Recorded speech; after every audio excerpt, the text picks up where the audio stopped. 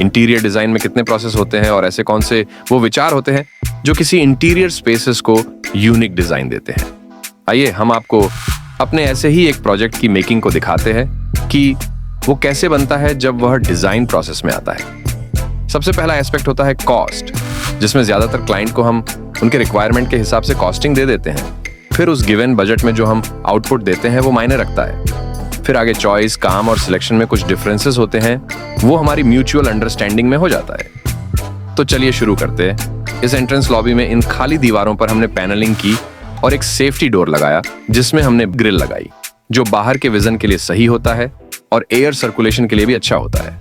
Compact shoe rack भी बना दिया और इन सब में जो फिनिश यूज किया है वो काफी सोबर है, जिसमें ये ब्रॉन्ज टेक्सचर डार्क में और लाइट टेक्सचर जूट में, जिसका फील बहुत प्रीमियम है। इसके अलावा दोनों कॉम्बिनेशन को मिलाकर जो ये पैटर्न बनाया है, जिसमें डिजाइन में हमने फ्लूइडिटी और अनइवननेस को हमने डाला है, जो इसे सिंप्लिसिटी की उच्चतम श्रेणी में ले आती है। फिर सही लाइटिंग की गई और साइड में जो प्रोफाइल लाइट्स डाली उसे भी उसी कर्व के साथ मैच कर दिया और नेम प्लेट के लिए इंटीग्रेटेड जगह बना दी।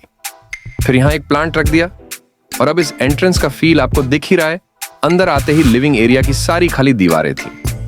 फिर हमने सीलिंग और लाइटिंग हर कमरे में कर दी और सारे विंडो के ऊपर एसी के लिए पैनलिंग कर दी और कर्टेन के लिए पेलमेट बना दिए, जो आगे देख सकते हैं। इस लिविंग रूम में क्लाइंट को 3 जोन चाहिए थे।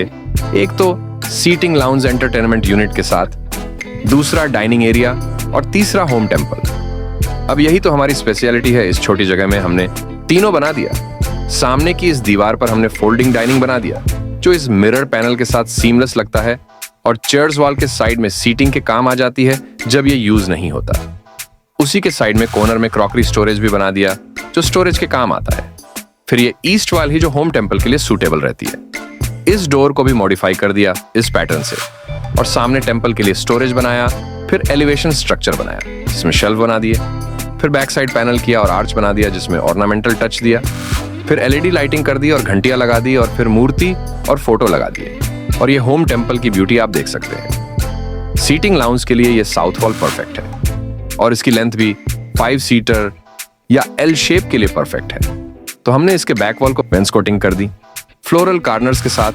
फिर सेंटर में फ्रेम लाइट लगा दी और एक फ्रेम लगा दिया। फिर सोफा लगाया और सेंटर टेबल और रग्स बिछा दिए और ये एरिया भी रॉयल हो गया। एंटरटेनमेंट वॉल हमेशा एक हाईलाइट रहता है, जो टिपिकल सा टीवी यूनिट बना दिया जाता है, पर इस पूरी वॉल को हम फ्लो में ले लेते हैं जो देखने में एक सा लगे।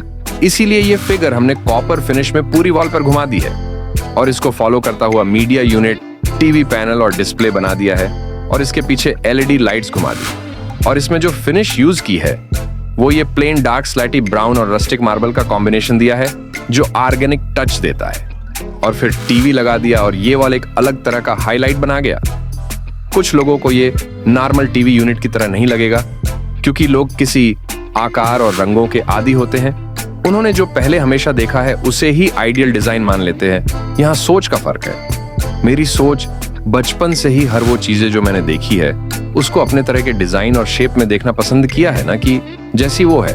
ये बेडरूम जिसमें रिक्वायरमेंट थी 2 गर्ल्स के लिए, double bed, study area, huge storage और इन सब के अलावा एक थीम जो बच्चों के सपनों को साकार करे। तो हमने सामने इस नॉर्थ वॉल पर study table and book storages दे दिए और कुछ डिस्प्ले बना दिया और पेंटिंग्स लगा दी। सामने की वॉल पे ह्यूज वार्डरोब बना दिया जिसमें काफी स्टोरेज स्पेस मिल गया।